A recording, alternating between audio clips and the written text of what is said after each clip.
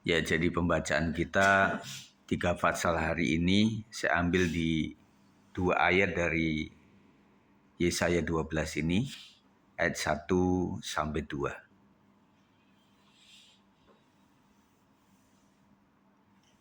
Sudah ketemu? Ya, kita baca sama-sama ya. Yesaya 12 ayat 1 sampai 2, mulai daripada waktu 1, 2, 3. Pada waktu itu engkau akan berkata, aku bersyukur kepadamu, ya Tuhan, sebab sungguh pun engkau telah murka terhadap aku, tetapi murkamu telah surut dan engkau menghibur aku. Sungguh Allah itu keselamatanku, aku percaya dengan tidak gemetar, sebab Tuhan Allah itu kekuatanku dan mazmurku, ia telah menjadi keselamatanku. Renungan dalam Yesaya 12 ayat 1 sampai 2 kita melihat ungkapan syukur dan pujian kepada Tuhan yang penuh kasih dan pengampunan. Jadi saya seperti katakan kemarin itu, antara kasih dan pengampunan itu mesti kawin, mesti terjadi. Orang tidak bisa mengasihi tanpa mengampuni, orang juga tidak bisa mengampuni tanpa mengasihi. Nabi Yesaya menggambarkan hubungan kita dengan Allah sebagai hubungan yang penuh kasih, meskipun ada masa di mana Allah menegur dan mendisiplin umatnya. Namun Allah tidak tinggal dalam murkanya, justru ia mengampuni dan menghibur umatnya. Jadi Allah itu adalah Allah yang konsekuen, dia memang tidak bisa bercampur dengan antara gelap dan terang, nggak bisa campur. Ketika ada gelap pasti dia nggak suka, dan akhirnya Tuhan tegur dengan kasihnya, sebagaimana kita seorang anak ditegur dan juga dididik oleh Bapa yang penuh kasih. Nah, tentunya beberapa kalilah kita itu ditegur oleh Tuhan, karena siapa yang sempurna sih, tidak ada yang sempurna. Saya pun juga merasa tidak sempurna. Semua orang ngalamin yang namanya kegagalan, kekurangan atau apapun, tetapi Tuhan masih memperinci kita sebagai anak Tuhan. Yang penting kita diperinci sebagai anak Tuhan, sudah lega lah kita itu ya. Meskipun kita dihajar, dididik, tetapi sebagai ungkapan kasih Tuhan, supaya kita tidak terhilang. Dan Tuhan tidak mau juga kekasih-kekasihnya, anak-anak Tuhan itu terhilang dengan hal-hal yang sepele artinya. Dan Tuhan tegur kita supaya diarahkan, meleset dikit diarahkan, meleset dikit diarahkan. Nah, makanya kita itu kok kadang lebih sensitif ya Tuhan sama kita itu. Nah, seringkali saya bilang itu karena kita anaknya gitu loh.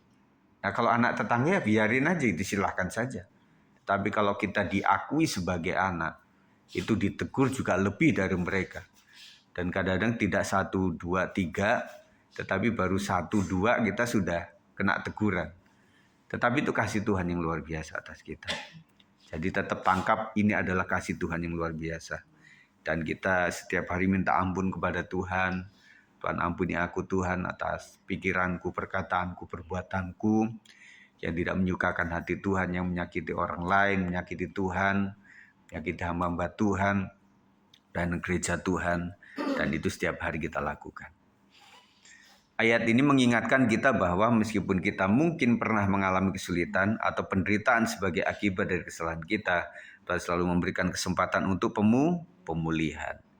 Ketika kita datang kepadanya dengan hati yang terbuka, kita bisa mengalami penghiburan dan kasih-Nya. Orang akan susah dipulihkan itu ketika tidak terbuka. Ya. Jadi misalnya kita datang ke dokter gitu ya. Bu, yang dirasa apa? Dokter mau tahu aja gitu ya. Kita nggak bisa begitu. Masa dokter kepo sih? Ya. Jadi mau pengen tahu banget atau tahu aja gitu ya. Nggak bisa. Kalau kita sudah datang kepada seorang ahli itu jujur banget gitu loh. Nah, inilah yang aku rasakan, Dok, pada saat pagi begini, siang begini, sore begini, malam begini. Dan waktu jujur, dokter juga mendiagnosanya lebih gampang. Betul nggak? Kalau kita nggak terbuka, itu sulit sekali. Pakai buat orang-orang yang mengalami sakit dan kemudian nggak mengakui atau nggak detailnya dia nggak ngomong, ya susah juga. Kita bantunya juga susah kan. Nah, makanya dalam persekutuan kita itu diharapkan kalau Ya kalau kita sudah keluarga besar ngapain mesti ditutup-tutupi lah, artinya waktu ya inilah keadaanku begini-begini. Jadi kita kan bantunya gampang nih. Bantu bidang BPJS-nya, bantu bidang pengobatannya, bantu bidang disarankan ke dokter mana, dibantu di bidang diarahkan ke rumah sakit yang mana. Nah kita kan jadi enak gitu loh. Nah kalau nggak ada komunikasi ya sulit ya. Nggak nyambung. Jadi hari-hari ini lumayan gampang lah. Sesusah-susahnya orang itu ada ya minimal meskipun bukan handphone Android tetapi masih bisa SMS, bisa telepon, itu sudah merupakan alat komunikasi yang paling cerdas gitu loh. Jadi membuat kita itu juga dipermudah, kita nggak usah ke datang door to door kayak zaman dulu gitu ya. Akhirnya kita bisa salah atau bagaimana udah keluar energi, ongkos dan sebagainya. By phone kan enak. Bu, saya ngalamin kayak gini, sebaiknya saya kemana dulu kan enak. Ya, jadi membuat diarahkannya itu tepat sasaran begitulah. Nah, itu yang kita butuhkan. Poin-poin untuk direnungkan. 1, kasih karunia Allah. Meski Allah mungkin pernah murka karena dosa kita, Ia selalu siap mengampuni dan memberikan kasih karunia-Nya. Ini mengingatkan kita akan kasih Allah yang tak berkesudahan. Kasih Allah tak berkesudahan, selalu baru setiap hari. Gitu. Jadi kasih Tuhan tuh pokoknya setiap bangun pagi kita mulai raba-raba, ya puji Tuhan lah, ujung kaki sampai ujung rambut masih bergerak, masih ada urat-urat yang masih kerasa. Nah, artinya itu adalah kasih dan kemurahan Tuhan. Thank you God, thank you Lord, begitu ya, kita datang kepada Tuhan. Jangan lupa ibu-ibu ya, nah, setiap kita bangun pagi itu, meskipun kadang sambil senderan atau gak bisa apa ya udah kita doa saja sama Tuhan. Nah, waktu saya ada di Cempaka Putih waktu itu di BPP, kita sedang seminar dan kemudian kita kan para gembala-gembala Muhammad Tuhan gitu ditaruh di barak, bukan barak sih tapi tempat luas terbuka begitu. Nah kita juga kadang sambil tidur ya kita berbahasa roh masing-masing gitu ya, doa sama Tuhan. Ya itu yang kita lakukan. Nah untungnya kita itu tidak disarankan seperti orang muslim ya, yang artinya mesti pakai itu kan. Atau kalau orang sakit mungkin ada pengampunan tersendiri lah bagaimana cara sembahyangnya gitu ya. Nah kita itu memang ada orang berdoa begini, ada orang begini ya, ada orang begini, ada yang begini, ya kan macam-macam. Nah istilah kata hati kita gitu loh. Nah, waktu kita Tuhan, aduh ini mulai puyeng-puyeng bener ini, nggak kuat banget Tuhan, tapi makasih ya Tuhan. Kuatkan aku seharian ini apa yang aku harus lakukan. Tuhan tolong aku berikan hikmat-Mu dan Tuhan kasih penghiburan kepada saya. Itu. Karena melalui handphone kita juga setel lagu-lagu, kadang kita juga setel Bible audio itu ya, kita dengerin gitu ya. Nah apa sajalah yang membuat kita itu aktif dan membuat kita bisa melakukan komunikasi sama Tuhan. Itu kita lakukan setiap hari dan jangan lupa bahwa hari baru berarti ada hari pengampunan untuk kita. Kenapa berdoa setiap hari? Minta ampun setiap hari, karena memang setiap hari kita bisa salah kepada Tuhan. Yang kedua, setiap hari pun kita menerima berkat daripada Tuhan. Banyak sekali yang kita bisa lakukan. Daripada ngedumel ngomel ya, kita lihat yang punya cucu, menantu atau bagaimana, kita yang punya pasangan yang rewel, rese begitu ya. Aduh, sabar, supaya Tuhan sabarkan hatiku dah, ya. Nah itu kita minta kepada Tuhan, selalu memohon kepada Tuhan. Tolong Tuhan, supaya benar-benar aku ini diberikan kesabarannya. Bukan sabar karena orang Jawa, bukan sabar karena udah nggak bisa menghadapinya. Ya sudah matiku itu nggak bisa apa-apa, tetapi kesabaran dari buah roh. Minta Roh Kudus, berikan kesabaran aku yang sifatnya membuah roh. Bukan sekedar kekhasan seseorang. Bukan karena orang Solo, bukan. Tetapi orang yang dari suku yang keras pun juga meminta itulah kesabaran daripada Tuhan. Ini mengingatkan kita akan kasih Allah yang tak berkesudahan, yang tidak tergantung pada kesempurnaan kita. Oh, luar biasa. Jadi Tuhan itu membuat kita itu, aku bukan yang sempurna. Dan aku nggak ada sempurna, nggak bisa sempurna lah. Ketika mulai nempel mau ke kesempurnaan, ada saja yang membuat kita nggak sempurna. Ya, kau begitu sempurna, itu mah lagu itu ya. Siapa sih yang ini? Kalau lagi jatuh cinta emang semuanya sempurna gitu ya. Tetapi kalau sudah menikah berapa waktu ya, ternyata sama juga gitu ya. Berarti emang nggak ada sempurna. Ya udahlah, kau nggak sempurna, sama aku juga nggak sempurna. Jadi artinya kita hanya bisa itu yang tidak ada di kamu ada di saya, yang nggak ada di saya ada di kamu, itu aja sebenarnya. Ya, jadi kalau kita melihat kebersamaan kita di GBS 56 itu juga lebih kurangnya ada, selalu ada. Oh iya, jadi si itu kurangnya ini, lebihnya juga ini, si ini kurangnya ini, lebihnya ini, semuanya rata-rata begitu. Makanya kita mengkaryakan orang itu sesuai dengan kelebihannya, jangan kekurangannya. Kita stres, ya kita stres kalau memberdayakan seseorang di kekurangannya. Kita akan ngamuk-ngamuk lah, kita ngomel-ngomel lah gitu. Makanya kan ada sebutan right man on the right place. Artinya sesuai orang itu bidangnya gitu ya. Itu membuat kita juga saling membangun. Yang kedua apa? Keselamatan dari Allah. Dalam ayat kedua, Yesaya menegaskan bahwa keselamatan hanya berasal dari Allah. Ketika kita percaya kepadanya, kita tidak perlu takut karena dia adalah kekuatan dan pelindungan kita. Nah, ini yang kita coba obati ya, rasa di jiwa kita itu. Kita selalu berkata ya, kayak Mas Sandy, hai jiwaku. Kita ngomong sama jiwa kita.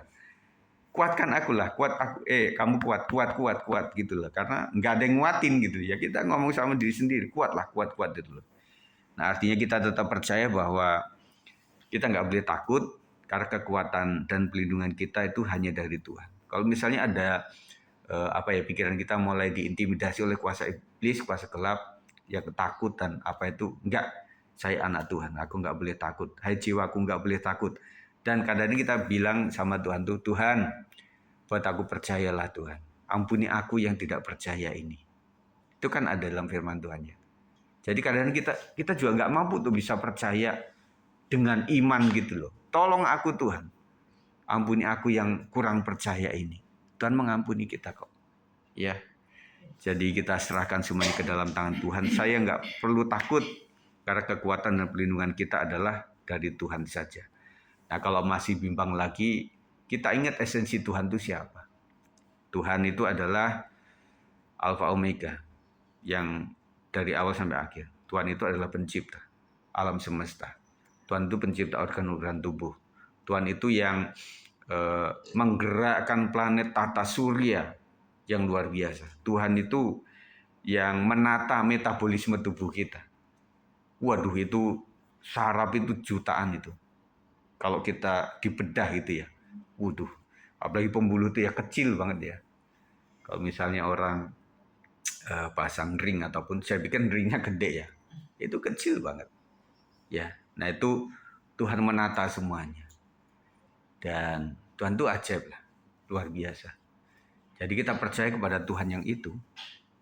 Jadi iblis, kok jangan ngomong-ngomong lah, jangan bisik-bisik apa-apa lah. Enggak. Makanya kita orang yang suka dibisikin kayak gitu, selalu diisi hati kita untuk doa kepada Tuhan, untuk memuji Tuhan, dengerin hal-hal rohani, membuat iblis nggak bisa masuk gitu loh, nggak bisa mempan gitu loh. Dan saya ingat juga bahwa kita menggunakan kalimat kata sakti itu dalam nama Yesus Kristus, kuasa darah Yesus. Darahmu Yesus, dalam nama Yesus, dalam nama itu. Keren loh itu lagu itu ya. Yang kita jarang kita lakukan. Karena itu kan zaman Pentakosta dulu. Sekali-kali kita lakukan itu loh. Iya. Nah, waktu kita kalau di kampung kan jelas ya, lewatin bambu-bambu gitu. Wes, ada kunang-kunang, ada apa, wah kita bayinya nggak udah sambil lari gitu ya. Emang berkuasa, luar biasa itu. Jadi nggak mesti nunggu doa 10 malam baru menyebutkan itu. Kapan jangan, maaf anak babi mau lewat, jangan begitu. Ya, jadi kita lebih menyebut kepada kuasa darah Yesus. yang menaungi saya. Dalam nama Yesus, anak Tuhan, anak Raja mau lewat. Mesti begitu. Bisa langsung nggak? Loh, kita butuh latihan. Kita dilatih tadinya satu kelompok doa keliling misalnya, akhirnya bisa bertiga, akhirnya bisa berdua, yang agak ciut-ciut gimana, akhirnya bisa sendiri. Nah itu butuh latihan terus, nggak bisa langsung bisa gitu, nggak. Mesti kita butuh latihan terus, mesti dilatih. Yang ketiga, syukur dan pujian. Respons yang benar terhadap kasih dan keselamatan Allah adalah syukur dan pujian. Jadi kita suka bersyukur ya. Jadi dalam pujian ada ucapan syukur, dalam ucapan syukur ada pujian. Jadi ucapan syukur dan pujian itu menyatu. Jadi kayak disebutnya Bu Herma ini tubuhnya yang mana atau jiwanya mana, rohnya yang mana? Ya itu gitu loh. Jadi antara pujian dan syukur itu ya itu nyatu gitu loh. Waktu saya memuji Tuhan itu sedang saya bersyukur, dan waktu saya bersyukur itu sedang mengungkapkan pujian kepada Tuhan. Yang tidak bisa dilakukan Tuhan itu adalah menyembah. Ya, itu yang nggak bisa menyembah dirinya sendiri, nggak bisa. Maka Tuhan itu membutuhkan kita manusia untuk menyembah Dia. Penyembahan pertama itu gagal total oleh Lucifer yang diutus. Fer, kamu ini kan bukan Tuhan. Kamu yang bisa menyembah aku. Lucifer, emangnya lu aja yang bisa disembah. Gua juga mau dong. Nah begitu akhirnya jatuh. Nah, makanya menggunakan manusia, tubuh kita yang dipenuhi dengan pujian kepada Tuhan itu. Jadi Allah bertata di atas pujian orang percaya, umatnya. Nah itu yang kita harus terus sepakat dengan diri sendiri. Kuat akulah, aku bisa lah, aku bisa. Hal-hal yang negatif, no, janganlah. Aku ini adalah anak Tuhan, pujianku berkuasa luar biasa. Terima kasih Tuhan untuk hari ini, meskipun rugi gitu ya. Karena kita bersyukur kepada Tuhan. Terima kasih ya Tuhan untuk menantuku yang susah banget, untuk suamiku yang sulit banget, dan untuk anak-anakku yang susah diarahkan Tuhan. Terima kasihlah Kau masih memberikan mereka itu sebagai bukan lucu-lucuan tapi sebagai penghiburan lah bagiku. Ya, iya. Meskipun bandelnya kayak apa ya, iya hadiah daripada Tuhan. Kadang kita berpikir, wah ini kayak bapaknya ini, gitu ya. Tapi ya udahlah, namanya anak itu ya anak. Yang ada mantan itu kan cuma suami atau istri. Anak nggak ada mantan gitu. Artinya kita tetap ya syukurlah Tuhan. Terima kasih gitu ya. Nah, akhirnya sebandel-bandel apapun juga waktu aku sakit, ya dia yang datang. Nanti waktu aku menua pun orang juga cuma sekilas bisa kunjungan, tapi adalah orang-orang yang anakku yang bandel inilah yang akhirnya, aduh Mi, maafkan aku ya Mi, maafkan aku ya Ma, kalau selama ini ngecewain Mama gitu loh. Dalam hati gitu, syukur baru sadar loh, masa mesti saya sakit baru sadar begitu. Kan nggak begitu ya, tapi kita mengucap syukur ya udahlah nak. Karena nah gini. Iya, karena anak yang paling bandel kadang-kadang waktu dia bisa terungkap pikirannya bahwa kebaikan seorang tua itu mulai dia ungkap, itu ucapan syukurnya lebih daripada yang lain.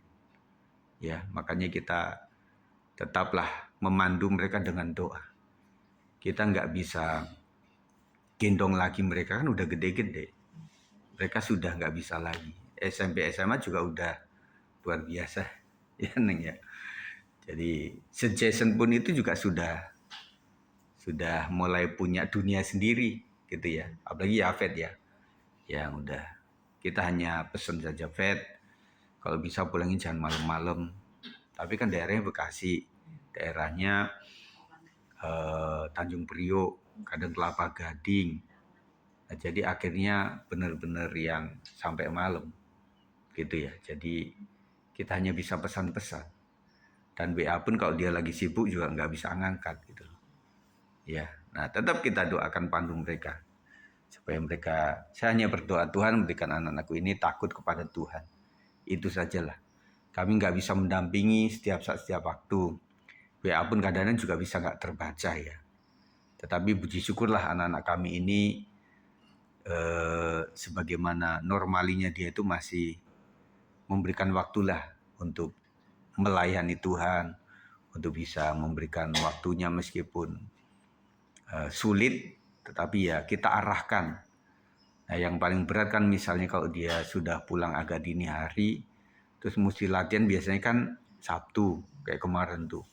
Latihan Minggu jam 7 itu berat banget buat dia. Ya, tapi ya kita udah bangunin sejam sebelumnya untuk bangun begitu ya. Nah, itulah. Karena emang kerjaannya di situ ya. Kita mengolahnya begitu. Ya udah, yang penting selama ini Minggu juga masih bisa lah dia melakukan itu. Dalam hidup kita, bagaimana kita bisa lebih sering menyadari dan mensyukuri kasih Allah meskipun dalam situasi sulit. Nah, sulit situasinya, susah untuk bersyukurnya. Itu yang agak sulit kita lakukan pada saat kita memang menghadapi masalah. Bisa bersyukur itu sulit sekali.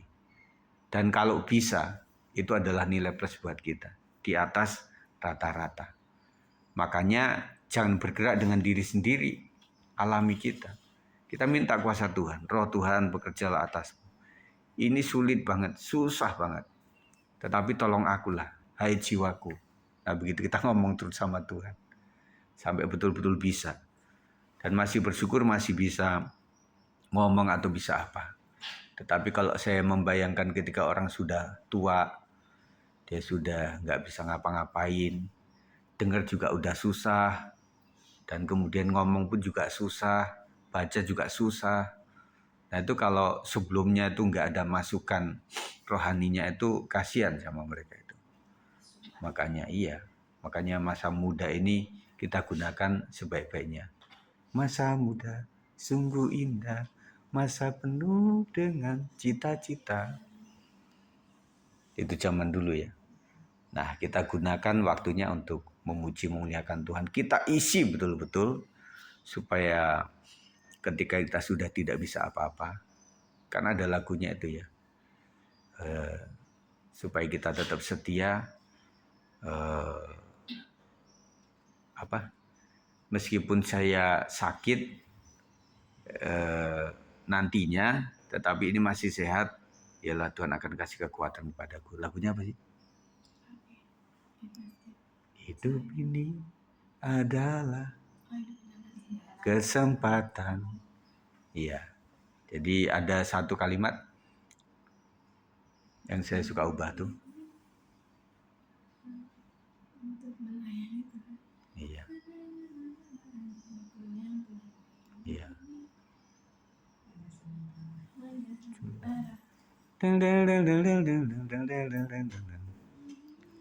Jadi lupa.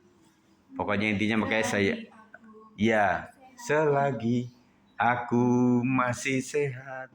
Nah itu kuat, ya sehat ya kuat lah sama. Ya jadi selagi kita sehat, makanya Bu Marta suka kasih itu kan.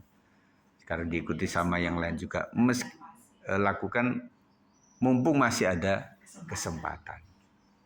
Itu nilainya tinggi tuh. Bagi yang sudah ngalamin ya. Kalau enggak ya apaan sih? Gitu ya kata-kata kalimat itu. Tetapi kalau menyadari tentang nilai hidup ini memang betul. Kesempatan itu enggak bisa terulang. Dan mahal. Makanya kemarin itu tanggal 16 ya. 15-nya itu kan macet total di puncak itu kan. Mereka berpikir bulan-bulan ini kan enggak ada libur gitu loh. Kesempatan ini.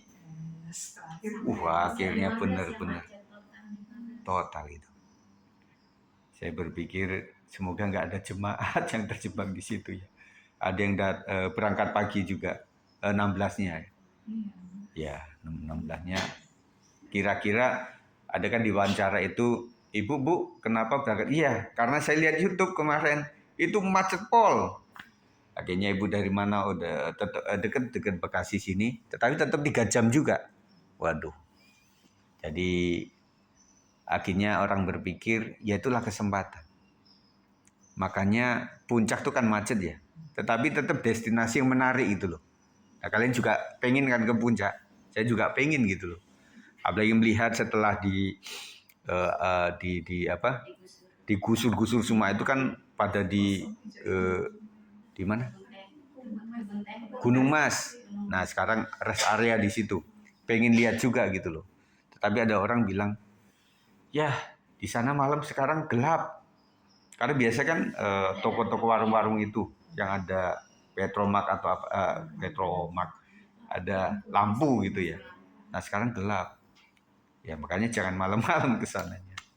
Akhirnya mereka datang. Nah puji Tuhan lah, ini yang kita siarkan terus di antara jemaat kita, di komsel kita. Mumpung ada kesempatan, ayolah. Nanti nggak ada lagi loh.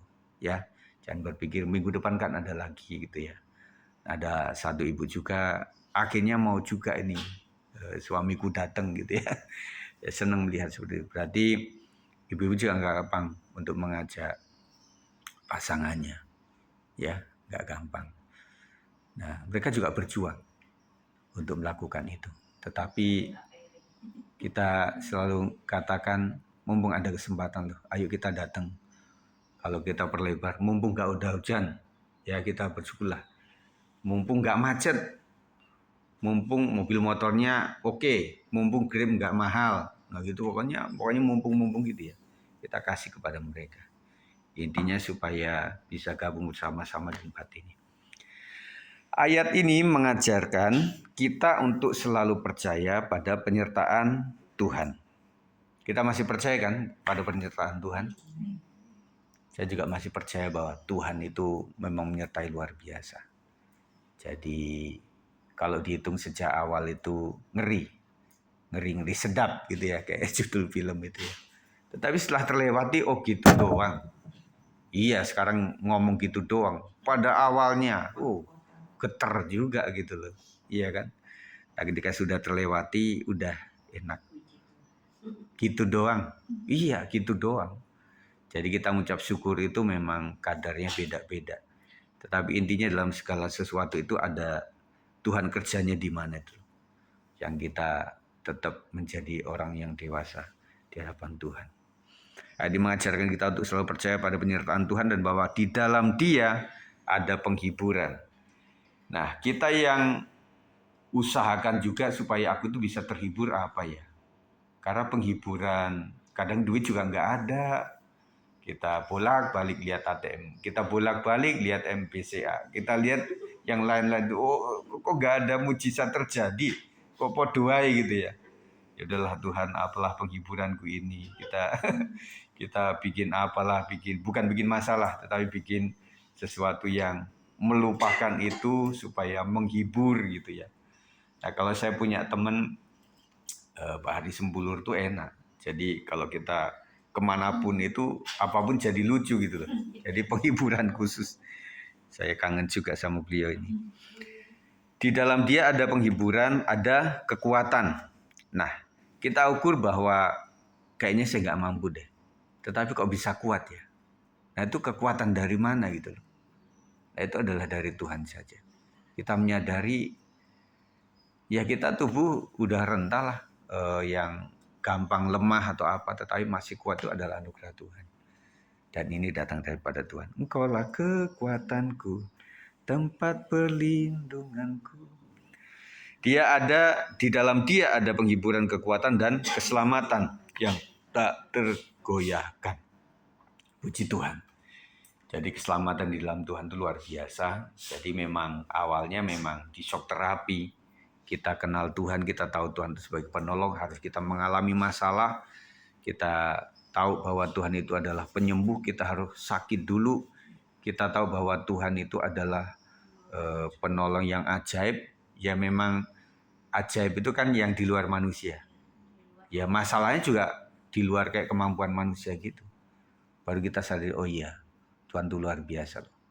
Tuhan itu dahsyat, Tuhan itu ajaib gitu ya. Nah kalau orang belum mengalami Tuhan, ajaibnya apa sih? Sama aja. Loh, kita mesti ngalamin Tuhan. Makanya terakhir, kita itu mau doa sama Tuhan itu yang seperti apa? Karena konsepnya Tuhan menyertai kita harus menghadapi hal-hal yang sampai Tuhan itu yang turun tangan gitu loh. Tuhan yang bekerja. Dan sampai di perahu itu yang tenang-tenang saja, tenang-tenang mendayung sampai ke ujung. Nah, kan nggak kerasa Tuhannya seperti apa. Nah, ketika ada badai, luar biasa sampai Tuhan tuh kayak tidur, dibangunkan Tuhan Yesus. Akhirnya Tuhan berkata sesuatu, diamlah engkau, dan diam di situ. Wah, engkau Tuhan ya. Nah begitulah. Ibu sekalian, bersyukur saja. Kita akan doa nanti. Firman Tuhan sampai di sini saja. Kita akan doa. Setelah itu kita akan memberikan persembahan dan kita akan doa syafaat sama-sama.